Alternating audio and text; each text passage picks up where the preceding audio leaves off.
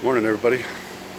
So for this Monday, we're going to take this factory 2-core radiator out, replace it with a much heavier duty unit.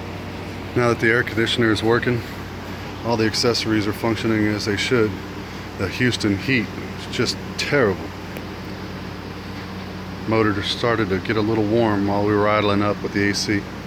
So we're going to check the clutch fan, yank out the radiator, get that replaced. We got all the electrical figured out for windows, locks. Getting the trunk taken care of right now for all the lights. Getting the trunk actuator to pop it open, functioning properly. Today's the day on this goddamn car. Sometimes they just want to fight. And this one loves to fight. No stone left unturned.